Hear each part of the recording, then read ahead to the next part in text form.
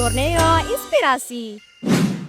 Pemirsa, Anda menyaksikan Borneo Inspirasi hari ini. Kita bersama salah satu narasumber yang cukup berkompeten, owner salon kecantikan, Mbak Novi Mela. Selamat pagi Mbak Novi. Pagi. Terima kasih sudah hadir bersama kita di Borneo TV.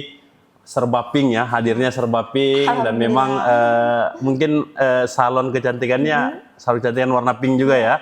Oke, sempat viral di Tarakan karena menyuguhi orang-orang yang datang ke salon dengan serba pink dan lain sebagainya, dan memang itu menjadi identitas mungkin dari salon kecantikan Mbak Novi Mela. Nanti pemirsa Borneo TV kita akan berdiskusi banyak terkait kehidupan Mbak Novi, yang tentu nanti kita akan lihat bagaimana prospek daripada salon kecantikan milik Mbak Novi. Saya manggilnya apa nih? Mbak, manggil Kak, manggil Ibu apa nih Mbak? Kak aja deh. Kak aja ya, Kak Novi Mela. Panggilannya Mbak Kak Mela. Kak Mela. Oke, Kak Mela. Sebelum jauh terjun ke di usaha di salon kecantikan, siapa sih sebenarnya Kak Mela itu? Kalau bisa digambarkan mungkin di masa kecilnya, siapa sebenarnya Kak Mela ini siapa? Kalau digambarkan pada umumnya ya Kak ya, seperti anak dari seorang orang tua gitu. Alhamdulillah yang mungkin dari kecil sih didukung lah untuk menyukai warna pink ya, karena kebetulan orang tua mama terutama tuh suka warna pink juga. Oke, kalau Kak Mela sendiri besar, tumbuh dan berkembangnya di mana sendiri? Saya sih aslinya Sukabumi, besar tumbuh kembang di Sukabumi ya. Di Tarakan alhamdulillah baru 5 tahun. Oh, baru 5 tahun dan mencoba bisnis salon kecantikan ini. Membuka salon tuh di 2 tahun belakangan. Oke, ke Tarakan dalam agenda memang tujuannya untuk membuka salon atau bagaimana ini? Enggak sih, kalau ke Tarakan tuh insya Allahnya saya ikut suami ya, kebetulan suami kerja di Tarakan, jadi saya mengikuti suami. Kerja. Di Sukabumi sendiri Kak Mela itu bagaimana kehidupan masa kecilnya? Kalau bisa digambarkan sedikit mungkin. Gimana ya? Karena kan kalau wilayah-wilayah Jawa ini kan ada identifikasi kehidupan yang memang kata orang sih keras.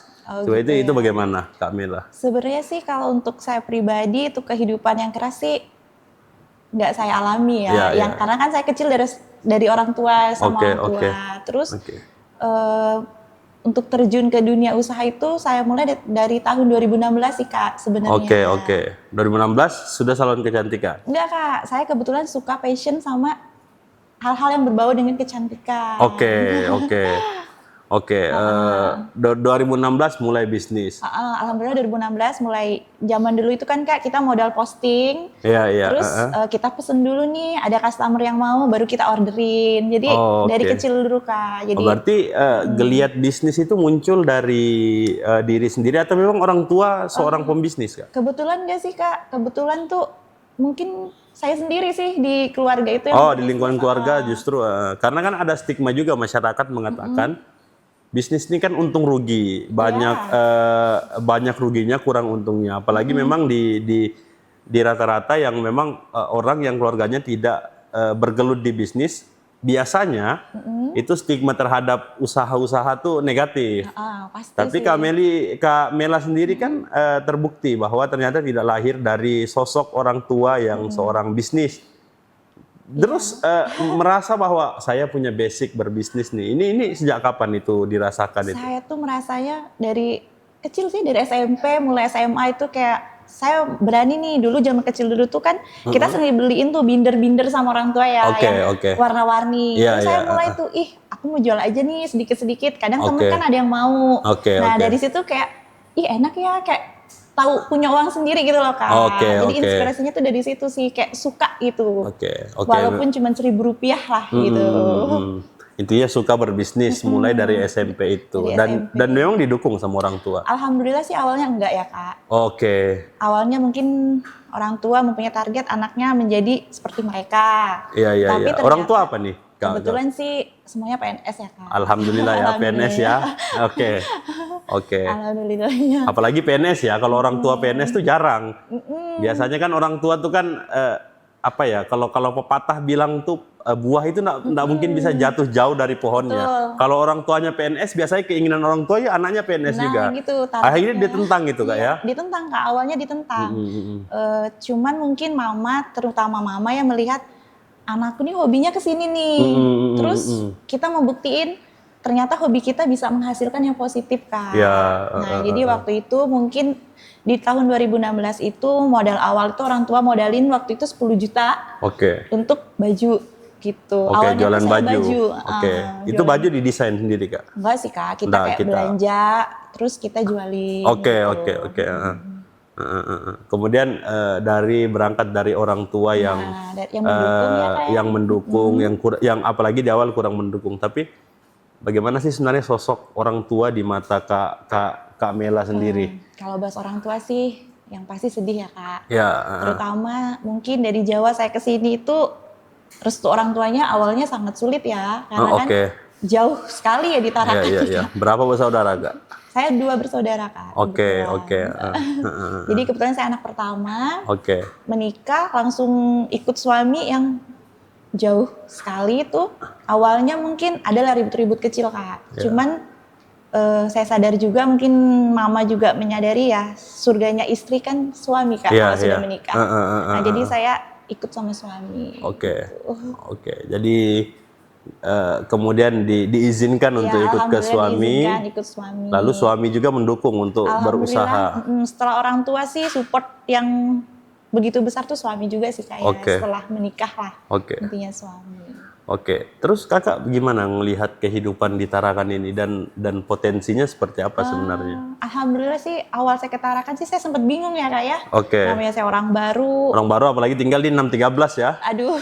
Itu cukup jauh itu cukup jauh dari wilayah daerah 613 itu kan daerah kota itu kan. Cukup jauh. Terus awal-awal saya kesini tuh saya melihatnya saya belum kemana-mana sih saat itu ya, Kak ya. Cuman suami tuh menjelaskan kalau di Tarakan tuh seperti ini. Cuman alhamdulillah seiring berjalannya waktu sih saya betah aja gitu. Sampai saya awal-awal kesini tuh, Kak, saya jualan makanan dulu. Saya buka salad buah, jualan per cup 10.000. Karena memang kebiasaan orang Tarakan itu dia itu konsumtif, ya Kak ya. Kalau kita lihat data ya, kalau orang-orang Tarakan tuh lebih sering makan dibanding berbelanja untuk kebutuhan sehari-harinya. Biasanya lebih sering untuk makan-makan yang cepat-cepat itulah. Ikut suami. Ini kita sudah punya gambaran nih, ikut suami, kemudian berat untuk dapat restu orang tua, akhirnya datang ke Tarakan. Kalau Kak Mela sendiri melihat sebenarnya potensi Tarakan ini, kemudian kok kenapa memilih salon kecantikan jadi usaha? Jadi gini ya, Kak, saya tuh melihatnya awalnya tuh saya pengen nyalon nih di Tarakan gitu ya. Pengen nyalon di Tarakan yang saya kan kalau bisa tuh yang wanita semua gitu, Kak, nggak tercampur gitu. Terus saya tuh sebelumnya kan saya juga kursus kecantikan. Kursus kecantikannya di mana, Kak? Saya di Sukabumi, Kak, kursus kecantikannya. Itu sebelum ke Tarakan? Iya, saya sudah kursus itu dari tahun 2018, 2019. Berarti memang sudah punya rencana, Kak ya? Sudah punya rencana untuk... Sebenarnya saya tuh suka yang begitu, Kak.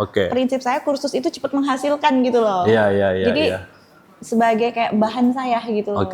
Jadi saya memutuskan izin sama suami, gimana nih kalau buka salon rumahan nih di Tarakan. Terus alhamdulillah suami mendukung. Di 2023 kayaknya. 2023 ya. Berarti masih terhitung baru lah ya tapi untuk menggeluti bisnis kecantikan ini sudah mulai dari alhamdulillah sih dari 2016 tuh saya alhamdulillah dibukain toko baju. Sama ada make up juga, Kak, di 2016 itu. 2016 toko baju, make up, 2018 mencoba keberuntungan lain. Keberuntungan lain di kursus. Gitu. Dan terrealisasi baru mungkin di tahun 2023 lah. Itu pun spontan sih, Kak. Saya berpikir, aduh di Tarakan biar ada kegiatan ngapainnya. Gitu. Benar. Dibanding cuma tinggal di rumah ya. Jadi gitu. Lanjut Kak, lanjut. Terus kemudian setelah 2018, berapa biaya yang dikeluarkan waktu itu untuk mempelajari? Kalau untuk kursus itu sih, Kak, Kalau nominal budget sih nggak bisa ditentukan ya, karena kan macam-macam nih. Ada kursus misalnya ikut seminar-seminar, ada juga yang gratis gitu kan, workshop-workshop gitu. Jadi bagaimana keinginan niat kita aja sih Kak gitu menggalinya. Gitu. Oke, berarti di 18 itu posisi sudah ditarakan? Di Kak Kamila, 18 itu waktu ikut kursus? Kak, saya ketarakan itu di 2020. Oh, 2020 baru ketarakan, mulai bisnisnya di 2000? Awalnya sih mulainya jualan-jualan makanan, tapi untuk di kecantikannya di 2023. Oh, oke. Saya mau tanya begini Kak Mela. Itu kan di luar tuh kan banyak stigma yang buruk terhadap salon kecantikan. Ya kan, stigma yang buruk nih kan kemudian diakibatkan oleh juga salon kecantikan yang abal-abal juga, yang tidak juga memenuhi standar misalnya operasional apa semualah. Kemudian apalagi belakangan itu kan banyak juga tuh lagi rame soal BPOM dan lain sebagainya. Itu Kamila sendiri melihatnya itu seperti Kak, apa? Makanya saya selalu klaim salon kecantikan itu berbeda dengan klinik kecantikan Kak. Karena salon kecantikan itu hanya basic-basic saja. Contohnya seperti perawatan rambut dan facial treatment pun facial yang tidak ada tindakan medisnya sama sekali. Hanya cleansing, membersihkan seperti itu Kak. Terus kalau untuk produk yang dipakai, alhamdulillah sih karena saya member Tiens juga. Jadi saya semua untuk produk yang kami pakai di salon itu dari Tiens untuk facial treatmentnya gitu. Berarti memang sudah dipastikan, dijamin. Terus kakak lihat dengan beredarnya informasi-informasi yang seperti itu, apakah itu membahayakan sebenarnya bagi usaha salon kecantikan itu sendiri? Sebenarnya Kak, kalau memang kita konotasinya salon kecantikan ya, tidak menuju ke klinik sih, saya rasa sih nggak perlu dikhawatirkan ya, karena kan dari treatment tindakannya pun berbeda Kak. Karena saya selalu mengarahkan, misal nih contoh kecil, Kak di sini bisa ini gitu kan, yang treatment yang memang mengharuskan dokter gitu. Mohon maaf di sini enggak Kak, di sini kita hanya untuk yang perawatan biasa aja. Basic lah ya, basic. Basic. Jadi bukan yang menuju ke semuanya berbasis ke klinik ada medisnya tuh enggak. Berarti memang hanya sebatas perawatan kulit yang basic saja. Artinya sekalipun terjadi keributan di luar sana itu tidak berpengaruh juga terhadap salon. Karena alhamdulillah di salon saya enggak yang treatment yang membahayakan ya, maksudnya seperti potong rambut, smoothing rambut, coloring rambut itu kan umumnya salon pada umumnya. Benar. Tapi kan salon banyak juga sebenarnya di Tarakan ini kan banyak juga bertebaran salon. banyak banget ya salon di Tarakan, yang senior lah yang pasti. Terus kakak lihat potensi yang bisa jadi keunggulan untuk salon kecantikan kakak sendiri itu? Sebenarnya gini sih Kak ya, kalau menurut saya balik lagi ke pelihara rezeki sih Kak. Insya Allah rezeki itu tidak akan tertukar. Betul. Itu kalau kita bicara konsep rezeki. Tapi kalau kita mau lihat secara gamblang itu seperti apa? Ya, mungkin kita dengan memberikan kualitas yang terbaik, pelayanan, karena kan salon itu pelayanan jasa ya. Nah kalau pelayanan jasa itu otomatis tuh stigmanya bagaimana cara kita menghadapi customer. Mungkin itu dijadikan nilai plus kalau kita ramah. Mungkin beliau kembali lagi ke salon kita. Jadi gitu sih Kak. Sebelum kita jauh membahas terkait salon kecantikan Kak Mela, ada enggak kisah hidupan yang bisa menginspirasi mungkin teman-teman yang ada di luar sana? Kisah banyak banget lah ya. Kalau ada mungkin kisah inspirasi kehidupan supaya hari ini kan kalau kita membaca karakter orang juga paling tidak kita bisa memberikan afirmasi positif terhadap penonton Borneo TV mungkin yang menonton supaya semangat membuka usaha atau apa sebenarnya saya dulu bagaimana silakan Kak. Sebenarnya gini ya teman-teman, misalnya teman-teman tuh kita gali dulu potensi di diri nih. Misal kita hobinya nih lebih ke arah mana nih? Ke arah makanan kah? Atau ke arah fashion? Atau ke arah kecantikan? Jadi teman-teman tidak perlu membangun usaha itu tidak perlu langsung besar sih Kak. Kalau menurut saya. Karena semua itu berawal dari yang kecil, tumbuh menjadi besar gitu. Terus teman-teman tetap kembangkan potensi diri, percaya diri, berusaha dari nol. Saya pribadi pun awalnya nggak didukung orang tua. Saya buktiin ke orang tua kalau ternyata jalan yang saya pilih itu bisa menghasilkan. timbul keyakinan orang tua, alhamdulillah mensupport sedikit demi sedikit gitu. Terus teman-teman yakin, insya Allah sih apapun yang kita usahakan ya. Oke. Apa sih berhasil kalau kita konsisten. Oke. Kalau cerita lain Kak yang lebih mungkin dapat memotivasi. Cerita lain tuh namanya usaha itu pasti ada naik turun sih Kak. Ya. Bagaimana cara kita menghadapi di saat situasi mungkin lagi rame-ramenya, mungkin lagi turun-turunnya, gitu ya. Kita sih harus konsisten aja. Yang pasti sedih pasti sih Kak. Tetap konsisten, niat kita awal bagaimana, insya Allah tuh pasti berhasil. Kemudian Kak Mela, setelah tadi kita sudah diskusi panjang terkait kehidupan Kak Mela di Sukabumi, di Sukabumi sana, kemudian bergeser ke Tarakan. Apa yang paling berat sebenarnya meninggalkan Sukabumi? Sebenarnya tuh manusiawi ya Kak, kita jauh dari orang tua tuh sedih lah pastinya. Apalagi besarnya di Sukabumi, sekolah. Iya, saya besar sekolah semua di Sukabumi. Terlepas dari orang tua itu saya menikah. Iya. Jadi anak pertama berarti Kak? Anak pertama. Adaptasinya tuh luar biasa sih Kak. Menurut saya tuh yang bikin hal sedih itu ya orang tua lah, kembali jauh dari orang tua. Berarti sekarang terakhir balik kampung kapan Kak? Alhamdulillah sih beberapa tahun ini saya rutin pulang. Kebetulan kemarin juga sambil belajar lagi sekalian pulang gitu. Berarti memang hal terberat adalah meninggalkan orang tua. Apalagi cuma 2 bersaudara ya tadi ya. 2 bersaudara dan meninggalkan orang tua sendiri di kampung, tua, tidak ada yang ngurusinnya. Itulah hal terberat mungkin dalam kehidupan. Karena kalau saya secara pribadi juga terlahir dari keluarga yang biasa-biasa saja, tapi ya sebuah keharusan, namanya sebuah keharusan sebagai seorang laki-laki kan idealnya adalah berjuang gitu Mbak. Ya kan, laki-laki itu idealnya adalah berjuang. Tapi kalau Kak Mela sendiri melihat itu dengan kondisi orang tua yang sekarang, apakah masih mau tinggal di Tarakan atau kembali ke Sukabumi dan keinginannya ya Kak ya? Kalau keinginan saya sih, saya ingin kembali merawat orang tua di masa tuanya. Atau orang tua yang datang ke Tarakan. Cuman mungkin orang tua yang kesini itu nggak mungkin ya Kak karena kan keluarga besar alhamdulillah di Sukabumi semua. Jadi keinginan saya sih mungkin saya kembalilah ke Sukabumi Kak, kayak merawat orang tua saya. Gitu. Oke lah, kita cukupkan pembahasan orang tua. Takutnya kita melek, nangis atau apa gitu kan, sudah kita cukupkan. Kita bahas soal salad buah tadi. Kenapa kok salad buah Kak? Salad buah ini karena makanan kesukaan saya ya Kak ya. Oh favorit ya? Jadi dulu itu awal ke Tarakan ini saya mau jualan per cup 10.000 gitu. Dan laku? Alhamdulillah laku Kak. Saya pun Masya Allahnya ya itulah Allah tuh dimanapun kita berada, insya Allah walaupun mungkin saat itu saya nggak punya teman, nggak punya kenalan, tapi kalau niat tapi ada aja Kak jalannya.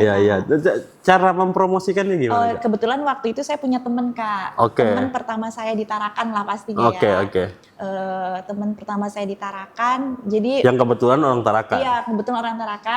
Jadi beliau mendukung saya memposting Kak di sosial medianya. Ready salad buah gitu. Jadi alhamdulillah waktu itu ya sempat berjalan Kak untuk salad buahnya itu beberapa bulan lah sampai saya buka booth tuh di depan 613 depan Alfamidi untuk jual salad buah.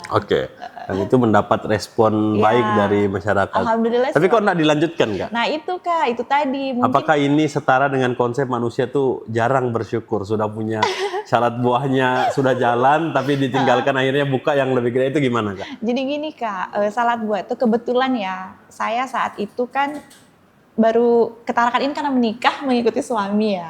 Nah di instansi suami itu waktu itu saya kan baru nih, otomatis kegiatan masih padat-padatnya ya. Nah jadi saya kurang bisa menyesuaikan Kak saat itu karena saya masih baru. Jadi saya mengikuti alur dulu nih Kak, adaptasi dulu sama lingkungan. Nah setelah saya menjalani itu, saya tetap Kak masih open order tapi dikurangin. Misalnya waktu itu setiap hari jadi seminggu 1 kali. Saya masih bertanya-tanya selain makanan favorit. 2020 sudah jual salad buah. Yang memang mungkin waktu itu lagi viral-viralnya juga salad buah itu. Tapi kok ditinggalkan setelah salad buah itu apa ya?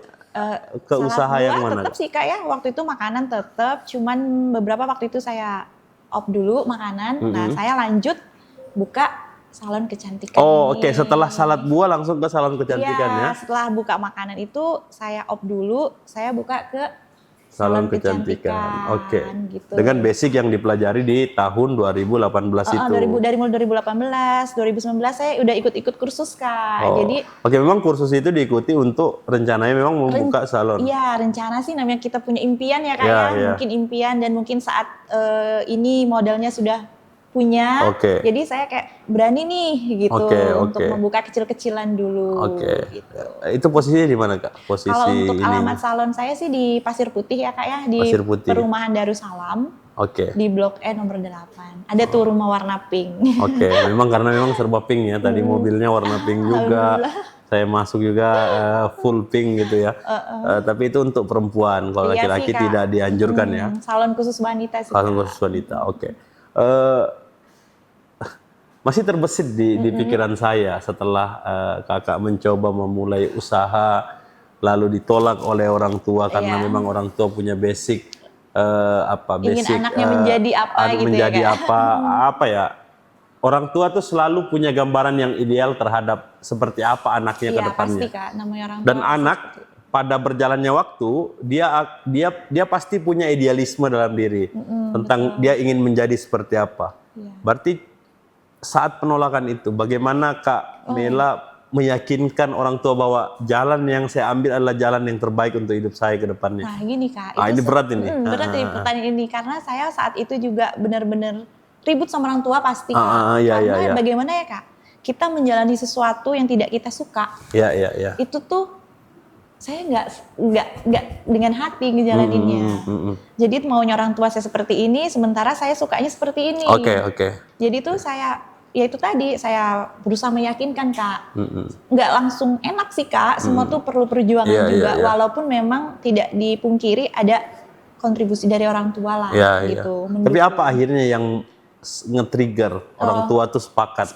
Jadi gini, di saat saya dikasih modal sama orang tua saat itu, saya bisa mengembalikan modal yang saya pinjam dari orang tua. Terus mungkin di situ orang tua melihat potensi saya, ini anak nih bener-bener nih mau usaha sendiri gitu. Karena prinsip saya saat itu, saya kerja dengan hobi yang menghasilkan kan saya senang Kak, kayak tidak terikat gitu. Jujur saya tipenya nggak suka terikat Kak. Akhirnya bersuami yang harusnya Mbak terikat juga. Alhamdulillah. Ya kan, artinya apa sebenarnya itu yang jadi kesulitan manusia Kak. Saya pun di kehidupan nggak mau terikat Kak. Akhirnya dapat pekerjaan yang terikat. Mbak Meli menjadi orang yang bebas tapi terikat juga. Artinya itulah paradoksnya kehidupan tuh begitu Kak Mila. Menarik tadi setelah dimodali dan bisa mengembalikan modal akhirnya dipercaya. Apakah di sela-sela waktu setelah mengembalikan modal tetap orang tua menuntut Kak Mela sebagai seorang aparatur sipil negara? Tetap sih Kak, ada kata-kata itu mungkin bahasanya ya Kak ya, nggak pengen kan nerusin nih seperti mama gitu ya. Mama itu ASN di Sukabumi Kak. Pemerintah? Kebetulan kepala sekolah Kak. Ayah, bapak? Sama Kak, di pendidikan juga. Di pendidikannya, Berarti gambaran ideal orang tua adalah Kak Mela sendiri menjadi seorang tenaga pendidik mungkin. Seperti itu maunya ya Kak. Cuman ditambah mungkin harapan mereka hanya kepada saya dan adik saya. Ya, apalagi hanya ada 2 harapan untuk meneruskan apa yang mereka inginkan. Dan Masya Allahnya Allah punya rencana ya Kak ya. Sudah saya mungkin tidak bisa mengikuti keinginan orang tua dan saya pun dibawa jauh oleh suami ketahuan. Ya itu tadi yang menarik tadi. Jadi double nih. Jadi double job itu. Kak Mila sendiri tidak ingin kerjanya terikat. Akhirnya dapat suami yang memang Kak Mila tidak kerja tapi mengharuskan terikat. Betul Kak. Kemudian tidak ingin jauh dari orang tua. Dapat suami yang mengharuskan untuk jauh dari orang tua. Benar sih Kak. Ya itulah paradoks kehidupan tuh yang menarik. Ada pepatah begini Kak Meli, hidup ini penuh paradoks memang karena semakin manusia membutuhkan oksigen untuk hidup, tapi semakin kita menghirup oksigen maka akan mengurangi jatah kehidupan kita di dunia. Ini kan penuh paradoks ini. menarik justru saya lihat. Apalagi waktu dari Sukabumi datang ke Tarakan, kemudian mencoba usaha tadi karena mengisi kegabutan itu, kemudian ke salon kecantikan. Apa yang terbesit di otak Kak Mela pertama kali saat salon kecantikan ini sudah mulai berbentuk salon? Yang pastinya tuh Kak, luar biasa perjuangan ya, masih berproses sih Kak, kalau menurut saya. Kalau sekarang nih sudah rampung 100% atau memang masih berproses? Alhamdulillah sih kalau menurut saya tuh, namanya kita punya target ya Kak ya, otomatis pengennya tuh semakin besar, semakin besar. Nah menurut saya sih masih berproses Kak, karena kan namanya finish usaha itu dalam waktu 1-2 tahun itu hanya proses Kak. Proses memperkenalkan diri, branding. Jadi masih berproses kalau menurut saya. Terlebih di Tarakan juga banyak salon-salon, mungkin salon-salon senior ya Kak ya. Yang mungkin lebih dikenal, apalagi Kak Mela sendiri posisi salonnya jauh dari pusat keramaian kota. Makanya itu Kak, saya bukanya tuh konsepnya yang mungkin home treatment Kak. Home treatment itu dalam artian, home treatment maksudnya tuh rumah salon kecantikan. Jadi rumah yang memberikan kesan nyaman, homey, seperti rumahan gitu Kak. Jadi konsep saya seperti itu. Jadi customer itu datang bisa bawa anaknya. Jadi nyaman untuk treatment gitu Kak. Dimulai bulan berapa Kak? Di 2020? Kebetulan di 2023 itu di bulan, untuk soft openingnya itu mungkin di bulan September ya Kak. Saya memberanikan diri nih gitu, membuka. Terus mungkin di grand openingnya itu di bulan Novembernya. Kebetulan hari ulang tahun saya. Biar ada kesannya gitu kan. Diingat ya, sebagai diingat. Setelah berjalan setahun kurang ya? Ya, setahun kurang. Setahun kurang di salon kecantikan ini. Apa hambatan yang paling besar yang Kak Mela rasakan sendiri ya? Hambatan paling besar tuh ya itu tadi kan Kak, yang namanya kita membuka usaha itu ekspektasinya tidak selalu harus rame. Tidak selalu rame Kak. Nah, apalagi salon kecantikan itu bukan kebutuhan. Seperti makanan. Betul. Gitu Kak. Jadi kita dalam, sebelum saya membuka salon kecantikan itu, saya memang sudah betul-betul memikirkan bahwa ini bukan usaha yang bisa dibilang apa ya? Dia tidak masuk dalam kebutuhan primer, tidak juga masuk dalam kebutuhan sekunder. Iya betul. Dia kebutuhan tersier dia ya. Kebutuhan tambahan lah ya Kak. Ya, kebutuhan gitu tambahan. Cuman yang Masya Allahnya ternyata yang bikin saya kaget peminat orang Tarakan. Rata-rata di apa Pak? Rata-rata di body treatment sih Kak, body treatment. Oh pijat ya, pijat itu pijat ya? Body spa gitu Kak ya. Sama di hair treatment seperti krimbat rambut, smoothing rambut, coloring rambut seperti itu. Dan orang datang ke Pasir Putih. Alhamdulillah sih Kak, datang aja. Ya. Rencana ke depan kan tadi kendala yang dihadapi adalah sulit untuk mempromosikan. Ya karena memang tapi salah satu solusi karena sulit mempromosikan adalah home treatment itu, home beauty kan. Home beauty itu artinya orang datang seperti merasa dilayani di rumah, tidak seperti suasana salon dan sebagainya. Itu menjadi memang solusi terbaik itu di tengah. Karena kalau Kakak buka salon mungkin nggak mungkin sampai sekarang karena salon pada umumnya sudah banyak. Iya, mungkin saya konsepnya tuh home beauty Kak. Jadi memberikan kenyamanan dengan desainnya yang warna-warna pink lucu gitu ya Kak. Yang pasti customer yang suka warna pink mungkin Insya Allah sudah mampir ke salon saya. Iya. Jadi itu mungkin itu Kak sih. Itu kayak yang nge-trigger ya orang untuk datang itu ya. Karena memang mungkin secara umum kalau kan banyak Kak. Salon kan banyak tapi populasi perempuan yang menyukai warna pink mungkin lebih banyak. Akhirnya dia ketarik ke trigger buat mungkin datang. itu salah satu konsep ya Kak ya. Kayak girly banget nih. Oke. Gitu.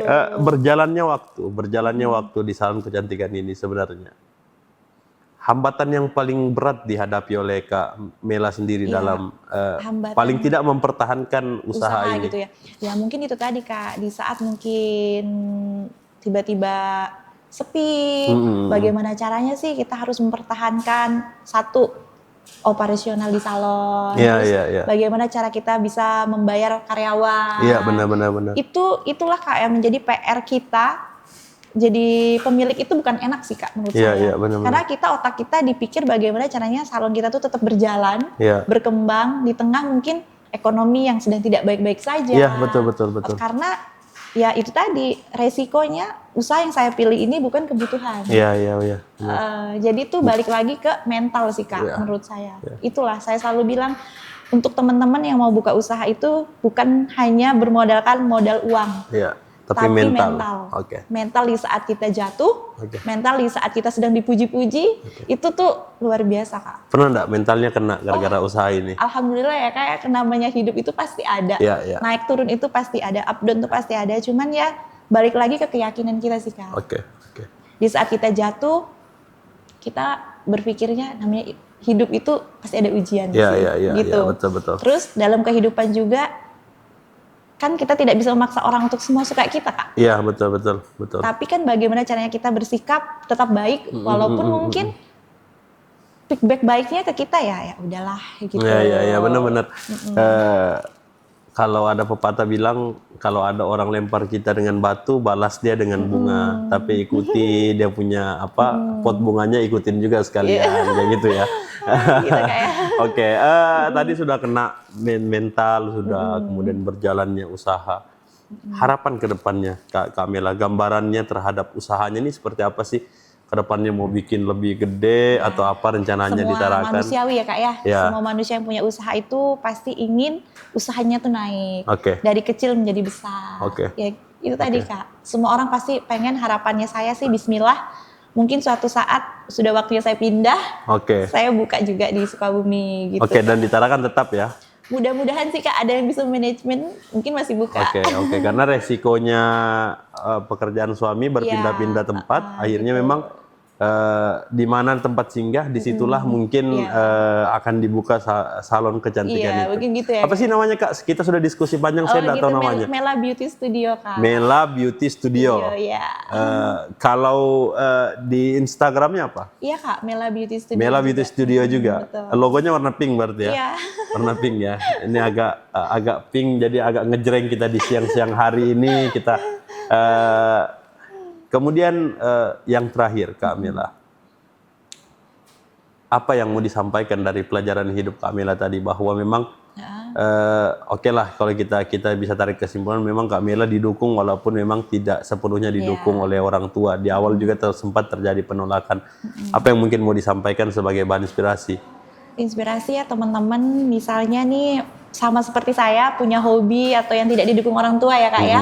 Kita optimis, tetap buktiin sama orang tua bahwa apapun yang kita pilih itu ada feedback baiknya. Jangan sebaliknya. Kalau sebaliknya otomatis orang tua tidak akan mendukung Kak. Tapi kalau kita optimis, kita yakin dengan pilihan kita, bismillah gitu, ada hasilnya, insya Allah pasti orang tua tetap mendukung. Untuk anak-anak muda kita yang mungkin mau mulai usaha, untuk anak-anak apalagi muda, kurangi FOMO-nya dan lain sebagainya. Banyak kan anak-anak muda yang mulai usaha karena FOMO, ikut-ikutan dan lain sebagainya. Dan mungkin nanti terakhir mungkin sebagai saya persilahkan Kak Mela untuk mempromosikan salonnya, apa yang menjadi kelebihan dibanding salon-salon lain. Silahkan. Jadi apa dulu nih Kak? Apa dulu yang mau disampaikan untuk anak-anak muda kita jadi untuk anak-anak muda mungkin sih jangan patah hati ya Kak ya, dalam artian kita punya skill, mungkin terbentur di modal. Teman-teman jangan kecil hati. Saya pun memulai usaha itu nggak langsung besar Kak. Jadi cari pinjaman orang tua saat itu, alhamdulillah bisa mengembalikan, itulah modal saya untuk memberi kepercayaan orang tua. Jadi teman-teman nggak usah punya usaha ini langsung modal besar, enggak. Semua itu bertumbuh dari hal kecil menjadi besar gitu. Terus mental dan konsisten. Di saat lagi turun kita tetap semangat, tetap berusaha gitu. Jadi teman-teman ngalamin itu semua itu benar-benar bisa jadiin pengalaman sih Kak, menurut saya. Itulah yang membuat mental kita jadi untuk keinginan bisnis ini makin maju-maju. Karena tantangannya itu di situ Kak. Iya, gitu. benar. Kemudian apa yang sebagai media promosi, mungkin silahkan saya silahkan gitu aja. Ya. Jadi buat teman-teman, khususnya wanita-wanita di Tarakan yang mau treatment di home beauty atau konsep salon yang rumahan gitu, insya Allah boleh mampir ke salon kita, Mela Beauty Studio di Pasir Putih, Perumahan Darussalam. Dengan keunggulan apa Kak? Dengan Terus keunggulannya, diteruskan aja Kak. aduh, Masya Allah. Saya serahkan sepenuhnya. Jadi gini teman-teman, mungkin di salon kita itu konsepnya warna-warna pink. Jadi buat teman-teman yang suka warna-warna pink boleh mampir deh Oke, ke Mela oke. Beauty Studio. Oke, pokoknya untuk seluruh pemirsa Borneo TV yang menyukai warna-warna pink, itu bisa datang ke Mela Beauty Studio. Karena dengan semua inspirasi dan memang mungkin berbeda dengan salon-salon kecantikan yang lainnya, Anda dapat bisa menikmati layanan seperti di rumah sendiri, dimanja, Kak, ya. dimanjakan di Mela Beauty Studio. Pemirsa Borneo TV, terima kasih karena Anda telah menyaksikan Borneo Inspirasi pagi hari ini. Sekali lagi saya ucapkan terima kasih Kak Novi Mela, owner salon kecantikan Mela Beauty, sudah hadir, kita diskusi, kita sudah cerita banyak terkait kehidupan yang semoga ini dapat menginspirasi banyak anak-anak muda kita yang ada di luar, bahwa untuk memulai sebuah usaha dibutuhkan keberanian, bahwa apapun yang kemudian terdapat pertentangan dari orang-orang terdekat itu bukanlah sebuah hambatan, melainkan sebuah motivasi untuk membuktikan bahwa saya mampu dengan apa yang saya pilihkan. Ya, betul. Terima kasih Kak Mela, Novi Mela. Untuk seluruh pemirsa Borneo TV, Anda dapat bisa menyaksikan seluruh promo-promo dari Mela Beauty Studio. Dicek terus di Instagram Novi Mela Studio, dan Anda juga dapat menyaksikan seluruh program-program menarik dari kami di Borneo TV, program-program pemberitaan dan informasi-informasi menarik lainnya. Saya Nizam dan seluruh kru yang bertugas pamit undur diri. Assalamualaikum warahmatullahi wabarakatuh. Borneo Inspirasi.